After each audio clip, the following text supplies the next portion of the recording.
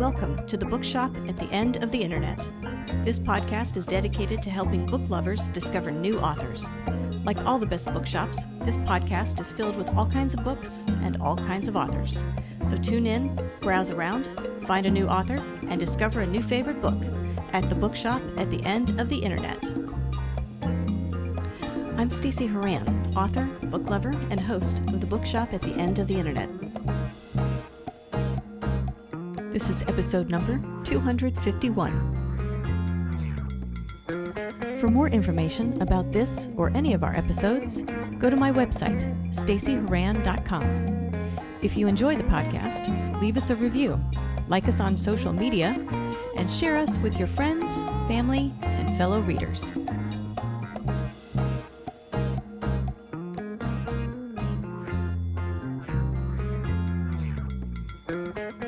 In today's episode of The Bookshop at the End of the Internet, I'm chatting with author Alex R. Johnson about his debut novel, Brooklyn Motto.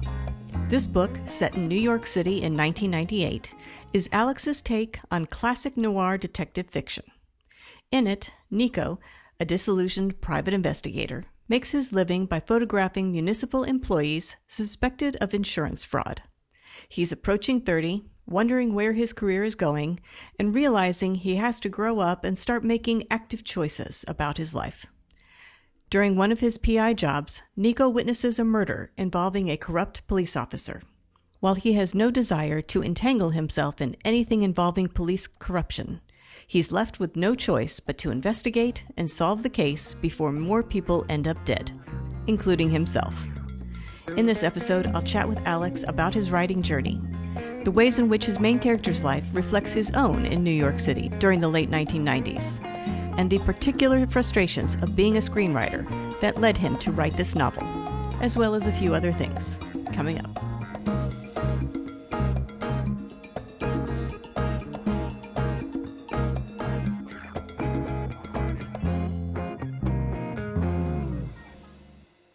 Alex R. Johnson, thank you very much for joining me today on the podcast. Thank you for having me. I'm happy to be here. I thought what we could do today is start by talking about your new novel, Brooklyn Motto. If you don't mind, tell us a little bit about this book and what inspired you to write it. Sure. So Brooklyn Motto is a take on kind of classic noir detective fiction, but it takes place in 1998 Giuliani era New York City. It's a murder, police corruption mystery, but at the same time, it's also about being 28, that period of your life where you're realizing that you've got to start making decisions, you've got to take control, you need to go from being passive to active. And so in my novel, my detective is a kind of a reluctant detective in that he doesn't have a very sexy PI job. He works for a lawyer who gets hired by the city whenever there's an insurance claim over a certain amount for a municipal worker. And he just goes out with his camera and just kind of photographs them, just trying to make sure they're not, jumping on a trampoline or taking their trash out. And if he does see something like that, then the evidence is used to have the insurance claim rejected. So he sort of doesn't like his job. He's not impressed by his job. He doesn't know what he's doing. He's sort of wandering through life. And then he's following a police officer who, through the actions of the evening, seems obviously corrupt. And while he's sitting on his house, two other police officers show up and murder that officer and his wife inside the house.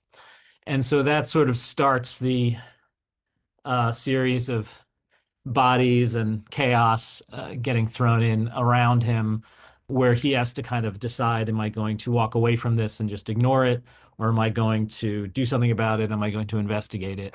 And that's what he does. And that's the beginning of his career as an investigator. I came up with it, or wanted to write it, mostly for a few reasons. One, I'm a screenwriter primarily, and a lot of people don't realize that frequently you can have a very successful career as a screenwriter and not have anything get made, or not have many things get made.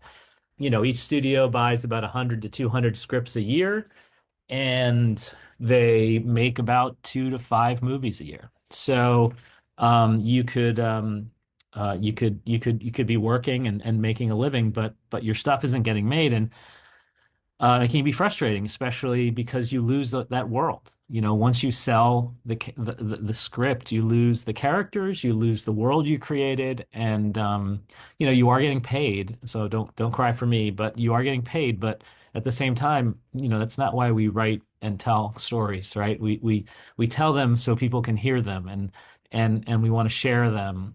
So it sort of bloomed out of that frustration, but also that I at one point I was adapting a novel for Sony. The novel was called Big Bucks by Ernest Tidyman, who Ernest created Shaft and wrote most of the Shaft books. Later, they were ghostwritten, but he also wrote the French Connection screenplay, High Plains Drifter. He was a really accomplished screenwriter, and he was really about empowering writers, like trying to have writers, even in the 70s, find a way to be more in control of their work. He died tragically very young, 52. That happens when you start smoking at 12, which he supposedly did. But he really inspired me, and I've been a Columbo freak my whole life. And every writer wants their own detective, you know. Every writer wants to create a detective. So I decided I was going to do it, and I decided to kind of also make it a bit of a investigation of self as I'm getting older, and I have questions about me and my past. The people that can answer them are either gone or not doing well. And so you got to kind of look inwards a little bit. So I normally avoid making a character similar to me. In it, you know, as you feel like you've got to, it's too easy. I'm going to increase the level of difficulty and make it really hard. So I'm not going to write about me. But I've always been, you know, wanted to explore my mixed cultural heritage. My mother's Ecuadorian, you know, the child of immigrants. My father is second generation Irish American, and it was, you know, there was tension growing up with relatives, with family, with friends. You know, you're typically not brown enough for the brown side, and you're typically not white enough for the white side.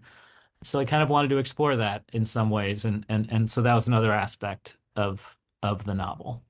Well, let's talk a little bit about your main character who becomes this private eye a bit by fate, Mhm. maybe.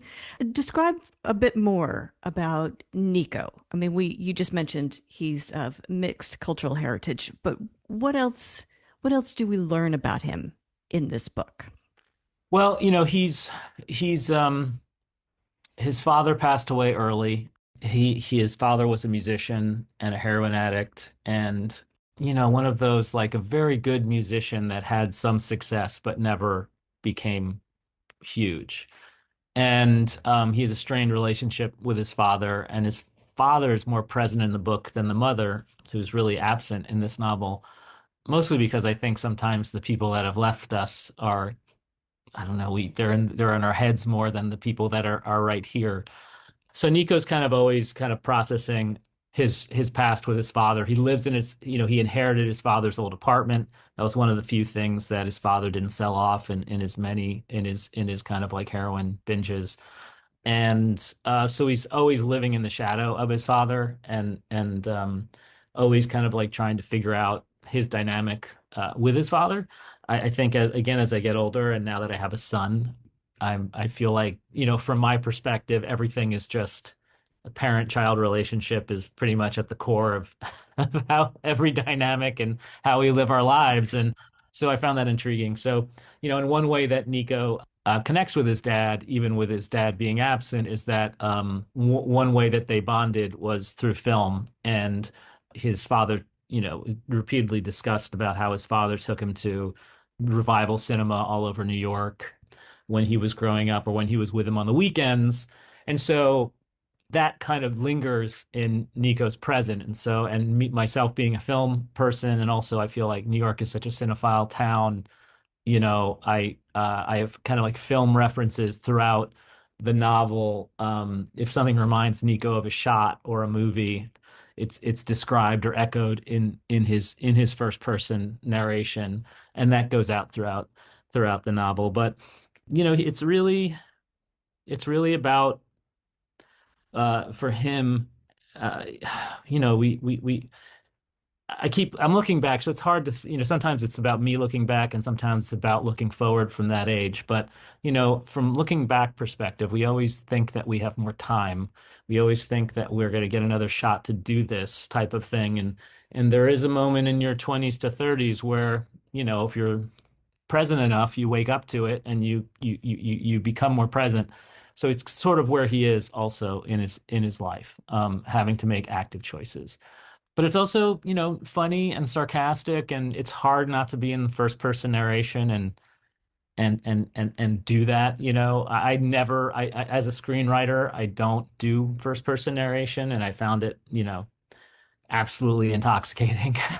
I was like, oh, this is amazing. I'm not, no, this is so much fun, just flowing. And then of course you hit a spot and then I got deep into the novel and I was like, oh, but I can only show what he sees. And then you realize that, oh, it has its limitations and how do we pull out of that and how do we do things? So, it was an exercise, but still a joy to kind of do that.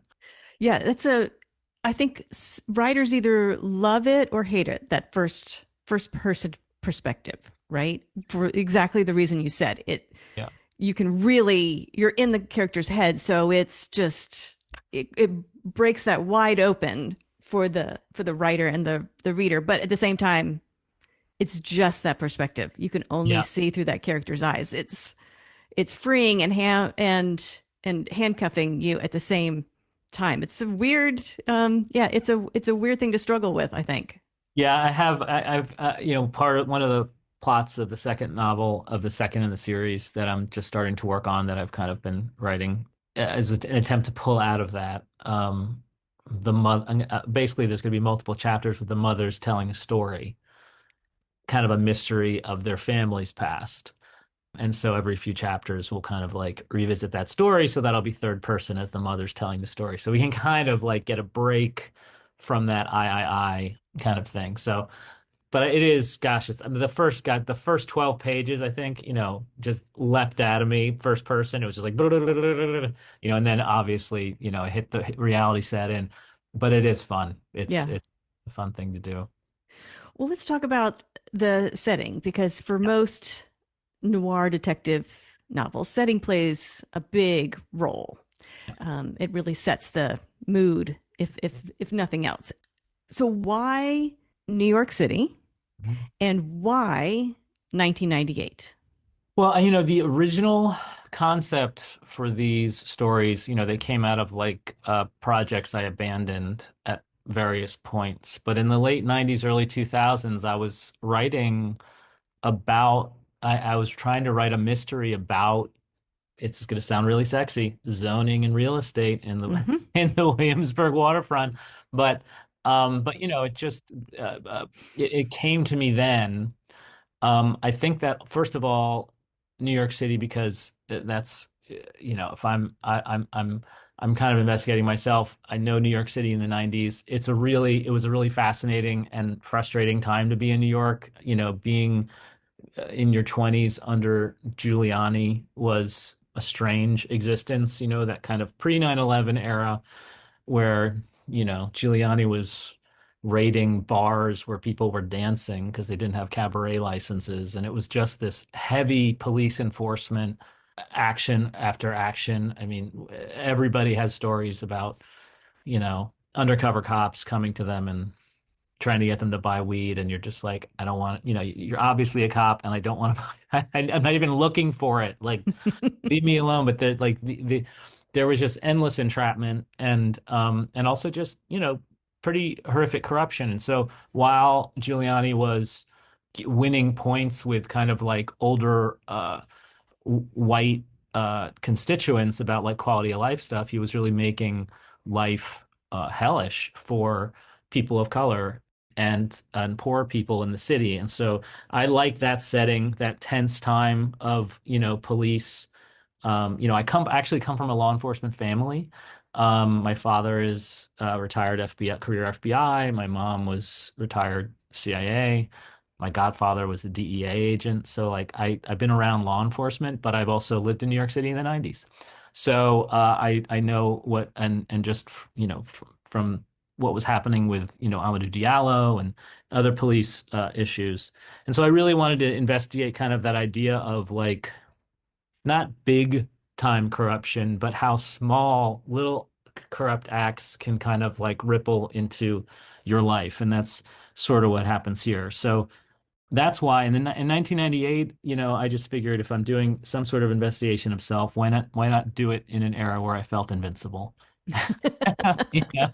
When I was in my late 20s and I didn't know what hangovers were, and I could stay out till 4. But not the case anymore. So that was really that. I'm really fat. I really, having lived through all that era in New York City, there is the pre 9/11 era right there. Then there's, obviously 9/11. And what I'm really fascinated with investigating in the next novel is the period just after 9/11. There was this really this period where New York City was in a coma. And so in order to kind of like have that contrast, I definitely wanted to have something set first before I got to that point. So yeah, and I wrote it during COVID when I was living in Austin, Texas. My family is from New York, but then we moved to Austin for 10 years. And I think after about 3 years there, we started talking about leaving, but we could never figure out how to leave. And the plan was to move further west for my film work. But once COVID hit, it just seemed ridiculous to move away from East Coast family even further. And we were just like, we should go home. And during that time, I was writing the novel, and it was, like being home, when I was there. Another probably 1998, also just as probably as far back as I can take it and still remember things. But I found my date book from 1998. And so I used to be in freelance film production, and I would need to use a date book so I wouldn't to put my bookings in, and so I wouldn't get double booked and all that stuff. And but also there were bands and movies and all my social life dates that I were hoping were dates that didn't turn out to be dates, things like that. And it kind of brought everything back in a clearer way. And then I was just to kind of put my head back in it. I bought a few Village Voices off eBay from November 1998. Just flipped through, looking at the ads. I mean, it's just, Village Voice in New York when you were, in your 20s and 30s was just your Bible, pre-internet. It had all the band listings, all the club listings, comedy, music, everything that you would theater, everything you would need, and you just carried it around everywhere and just you always looked at it. So once I saw, I mean, it's funny seeing all the ads and just getting sent back and just things became clear. I tried not to delve into any era that I might have difficulty describing perfectly. I knew that I would get I just knew in terms of my circle of friends, I would get uh, you know, very, very critiqued in terms of getting something wrong. But in the early beta reading process, I had lots of people that were happy to correct me on things I got wrong, or misremembered. But yeah, and I just think it's also just interesting it was an interesting time in New York City. It was just before Williamsburg, and Brooklyn was happening, but Williamsburg now is all glistening towers full of finance bros, and there's Prada store, there's all these insane stores. The first party I went to in Williamsburg in 1997 was in an old pretzel factory that got its power from an extension cord that plugged into a street light outside, and you had to go to the bathroom in a bucket. So it's just it's all that stuff was kind of planned, like the way that it turned, and real estate was heavily involved. And I wanted that to be part of the plot, to kind of like see how could this kind of start. And also it's about a changing New York. It's I don't think you can write a book about New York without talking about a changing New York, because that is what it does. I'm mad about a bar being gone, but then the bar turned into a bagel store, and now somebody's mad that that bagel store is gone, that never knew the bar. So Right, it's right. just it's a city of ghosts, both real and, you know, real estate ghosts and all that. So it's yeah, so that's all part of it. When you were writing it, how much research did you find yourself doing? I mean, you mentioned the Village Voice and things like that. Oh, lots. I mean, I was, I mean, I research, some of it gets a little into Giuliani and politics and kind of like sort of remembering like there's a little period in there where somebody's talking about the basically the riot that Giuliani led on the mayor's office in before he won for mayor, and you forget like I wasn't really active. I wasn't present in politics then, so I had to kind of throw myself, into that. But it wasn't a tremendous amount. I mean, it sounds silly just flipping through a voice or whatever, but if you're a writer, if I've been writing even when I was in production, I was writing and trying to get out of, film production and getting into writing. I mean, I feel like I was writing the book and I was remembering things that I had logged in my 20s as just like, that's cool. That should be in a book. I've been holding on to, phrases or images or things like that. But really it was, almost most of my friends are still in New York that are my age that I was with then. And so they helped a lot. But yeah, there's Village Voice, things like that. And like I said, I mean, I was also like digging through Flickr, old Flickr accounts of the 90s, the beginning of like photo blogging and things, looking for like 1990s New York things, going through YouTube. Sometimes you can just find these unedited hours of videotapes of like New York City Spring Day, 1997 or something like that, Right, so right, throwing yourself into that because it was important to feel present. And at the same time, it was important. I had to, that's one of those things like with the first person, I had to learn to edit that need, that desire to just be like, well, I love that place. I have to, that was the best coffee in New York. I have to mention it. And it's like, I don't really need to mention it. I can't find a way to get that person there just to be like, I remember this place. So, there's a lot of that has to happen. right. And everybody has their own New York and everybody has their own neighborhood that was their life. And they see everything from this perspective and you see it from your New York, which is over here. So no one's ever going to be like you got it perfect. But I've had enough positive response from folks of the era that I feel like okay, I did okay, Right, right. yeah. Were there any disagreements, let's say, among your beta readers or people giving you input? Like, no, no, no, it wasn't like that. It was like this. No, no, no, that wasn't there. It was here. We didn't do it then. We did it over It's later.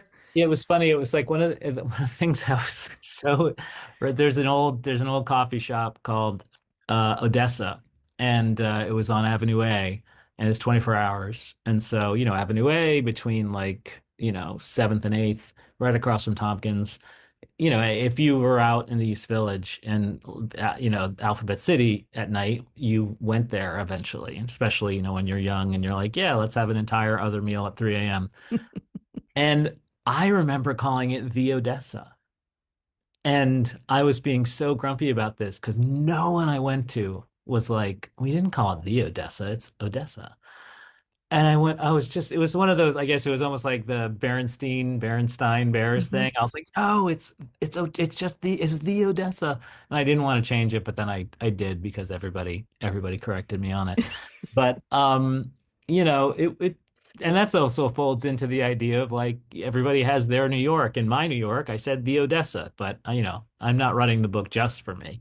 So I adjusted it, but it was fairly. A lot of people were reminded of things, but then a lot of people also were like, "Why didn't you write about this?" And I was like, "Well, that was part of your life. That wasn't part of my life. I couldn't write as clear a picture of that image of that place or setting as you probably could." So Yeah. Well, let's talk a little bit about your background and experience and how that played into this novel because you've talked a little bit about it already. But I'm curious if being a filmmaker and a screenwriter helped in writing the novel, if it made it easier or did it make it more challenging at times? I'm curious the push and pull between what you knew and then this new project. Yeah, I mean, I think I am a writer that suffers from constant imposter syndrome, you Mm. know? So, I don't know, it was something about my era, the guilt dumped on me, who do you think you are, or whatever. But I really, and in the same way about filmmaking, where I was like, I have to start as a PA, I have to work my way up. And I did that. I went from PA to executive producer, and I just, so the imposter syndrome for writing a novel was uh overwhelming. You know, who do you think you are type of thing. So I had to get past that. I mean, I'm a fairly literary screenwriter, and that is a phrase that can be used as a compliment or an insult based on what type of producer you are. So it has been told to me as a compliment and an insult before. So I love descriptions and things like that. I think it's really important. And we're kind of living in an era of more literary screenwriting. It's been that way for about 20 years. It wasn't that way before, but now it really is. So you just need to, you need to be efficient. You still have to not get too wordy, and you do lots of passes where you're like, you want, I think it should leap off the page. I think I should be setting the tone for how you read my screenplays, set the rhythm. You can do that through like how you lay it out on the page, how much white is on the page, ellipses, em dashes, you're my best friend. So it was nice to have a little more freedom in terms of like getting deeper with description or internal reflection, which I can't do at all. That I really enjoyed. But the biggest hurdle beyond the imposter syndrome is just, getting used to the page count, the word count, not getting frustrated. Took a while to get there, having days where I didn't write anything and I just sat there and, or God, I ended up with a negative because I edited something, like that was hard. I mean, you can write a screenplay pretty fast if you know what you're doing or you have it outlined or you have your kind of like notes that lay it all out. So, and again, I told you the first 12 pages I think I wrote on the first day and I was like, this is easy. And then I hit a wall pretty quickly after that. And it just became I had to just t talk to myself about like set a realistic goal of below what I would actually like to hit. You know what I mean? Like 250 words, 500 words, something like that. And hit it and try to go past it and just be happy that I did and not beat myself up about it otherwise. But I feel like having done it once, I had a friend that ran marathons and I talked to them about it once and I asked them how much they train. And she was like, I don't train. I run 8 marathons a year. I just run like 1 or 2 miles for exercise. And I was like, well, how can you run a marathon? And she was like, well, I know the timing now. I know the pacing. I know how my body will feel at the different stages. I know when not to push myself. I know when to. So, and I feel like now having done the novel that the next one, I'll be calmer about it. You know what I mean? Like understanding that, there is an end and there are going to be these days where not much happens, but I loved it I've always wanted to write a novel and I've always been a writer and a reader and I think I just always just again like I beat myself up about not not thinking I was qualified to do it and that's so whenever I talk to people I'm always I'm like if you write an email clearly if you write an essay you can write a novel it's just you just have to understand the time it takes and the um the patience that you need to be with the patience you have to give yourself honestly to fail and get better and all that stuff so I really think that because I try to like I do a lot of mentoring sometimes in the guild and I just people should just I feel like I didn't do a lot of things earlier in my life because I just I don't know, Catholic guilt or whatever that I couldn't do it. or who do I think I am? So I try to erase that whenever I talk to people and just be like, no, you can do Yeah. anything, Yeah. Yeah. just takes time. Right. Right. Like you said, it's very much like a marathon. It takes a very long time to get that out. Even if you write quickly, some writers I know write very quickly. It still takes a lot longer than writing an email or running a 50-yard dash. It's And I was also used to, one thing with screenplays, I was used to pretty much like every time I sat down reading everything, like reading from the beginning to where I was in the script to kind of be in the moment. And then so making that adjustment, once I got deeper into the novel where I'm like, oh, I can't do this anymore. I can't, I'll never be right. productive. So, and then being like, okay, I'll bring it back like 2 chapters so I can feel the rhythm and then I'll go back into it type of thing. Yeah, it's just it's different, but it's like I said, I think if you can write a clear email, You can do you it. you can do it. It'll take you longer, but you It'll can do take it. a long time, but you can do it. Yeah, for sure. Well, you mentioned that you're working on the second novel. hmm Is it easier? Like you said, you've done it once, so I'm sure there are things about it that are easier. But some writers kind of struggle with that follow up because it is a completely different experience to write the second one. hmm Is it going more smoothly? Well, I'm still at kind of like I use my technique is essentially the same. It's not, revolutionary or anything, but sophomore year, Gonzaga High School in DC, Mr. Cannon taught us about, you know, the spillage page. And so, you used to have to turn in your essays, and the first page was a spillage, the second page was your first draft, and the third page was your final draft. And it was almost like the first 2 pages were more important than the final draft, like the process of getting there. So I still do this thing where I've transferred it to my notes app now because it syncs between my phone and my laptop. So I'm able to kind of do it wherever, if I'm on the subway. But I have notes, I have note files for all the things I'm trying to work on. And I just need that spillage. The whole thing with the spillage is you're not allowed to erase anything. You can't be embarrassed by it. You just have to put it, no one's going to see it but you, which is so hard to get over. But once you get over it, it's liberating.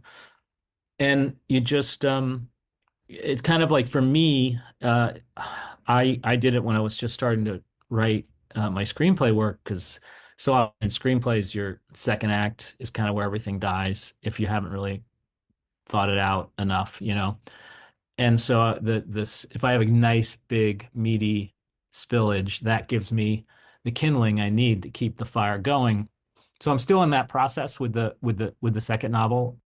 So it's kind of like comes out of order or just like I want to do this or I want to do that. And I know the plot and I know the structure since it's going to have this other element of his mother telling a story that kind of continues throughout. But it's I don't know. I haven't sat down to actually do the writing yet. I mean, I really need to I need to do a little day job stuff to keep my agents happy before I commit to that. And I probably will not tell them I'm writing the second book because they didn't like that when I was writing the first one. Tell them when it's done. Yeah, tell them when it's done because it took a lot of my attention. Yeah. But no, so I'm still doing the spillage, which is just kind of chaotic and just a mess. And then when it gets large enough, I'll start to organize it in terms of just order without deleting things, and then I'll just use it as like I said, my fuel to kind of like keep me going. So I need to write something else, and I'm hoping to start this in about 2 months. Okay. I'm gonna start. Yeah. In the back of your mind, do you see it continuing? Do you see the storyline I see continuing? three. I see three. I see a total of 3 books, including the Oh, first, okay. so we can see what happens. I I love how, to bring it back to Ernest Tidyman, if you're all familiar with the Shaft series, Shaft has all these amazing adventures in book after book after book, and then he's killed at the end of the last book by a teenager just robbing him for $10, and that's the end of the series, you know. And so some part of me is like, oh, I'm intrigued at that idea of like working my way towards that. But I'm not working towards a death. But I do know like so I said, I wanted to set one more thing in 2000 just before 9/11, and then I want to set the next one in 2002, which is really that weird period of New York City where everybody was just wandering in a daze, and occasionally fighter jets would zoom by and there were armed military on the bridge and stuff like that. Of course, we're approaching that again, uh, based on what city you live in, but for different reasons. But yeah, so that's what I see. Okay. All right. And then maybe I'll have another idea for something down the road, Right. you know. Right. Okay. All right. But if you had to say goodbye to the character after 3, you think maybe that would be I okay. think so. I mean, I think by then I'm probably going to be like, I'm not going to really care about writing somebody in their early 30s. You'll have Maybe I'll moved leave. on. Oh, well, part of me is actually, I did think about after I get past these three, it might be intriguing to kind of like jump forward to a middle-aged Nico, and just try Yeah. to try to become a little more contemporary, and write a little more about the present Right. would be fun. Interesting. Interesting. Yeah. Okay. All right. Well, it sounds like you're busy and will be for a while, quite a while. So So, if people want to learn more about you and the book and new releases when they're available, that sort of thing, where can they go to find you and that information? So my website is haciendafilmsinc.com. So you need that INC or you're going to get sent to some film company in England. So haciendafilmsinc.com. There you can see all the information about the book, about my feature film that I directed called Two Step. You can get all the music videos that I direct. I still do a lot of directing, and so that's there. But if you want to just cut to the chase and go right to brooklynmotto.com, that will just be focused on the book, and it'll have links to where to get it. On Instagram, I'm Hacienda Films, at Hacienda Films, and Blue Sky, I'm at Hacienda Films. I got off Twitter, so I'm not on there. But yeah, so that's that. And if you want to buy the book, I ideally go to your local bookstore if you've got the patience, and ask them to order it. If you don't do that, there's always Bookshop. You can still support bookstores. And if you absolutely have to use Amazon, that's between you and your God. All right. Well, Alex, I want to thank you very much for joining me today on the podcast. And I want to wish you luck with Brooklyn Motto and the follow up. We will look forward to that when it's available. So, congratulations on everything you've accomplished so far, and best of luck with the rest of your writing journey. Thank you so much. I really appreciated chatting. The Bookshop at the End of the Internet is a podcast dedicated to helping book lovers discover new authors. Like any good bookshop, this podcast features a wide variety of books by the equally varied and interesting authors who felt compelled to write them. This podcast gives you a chance to meet these wonderful writers and discover your next must-read book. Listen to the authors describe their books and tell you their stories in their own words. My interviews feature books from all genres and authors from all walks of life, including those who are indie published as well as those published by small presses and large publishing houses. Looking for unique, not so easy to find books for yourself, a friend, or a book club? Tune into this podcast and find your newest favorite author or maybe a soon-to-be bestseller. This podcast, like all the best bookshops, is filled with all kinds of books and all kinds of authors. Tune in, browse around, find a new author, and discover a new favorite book. You never know what treasures you might find in the bookshop at the end of the internet.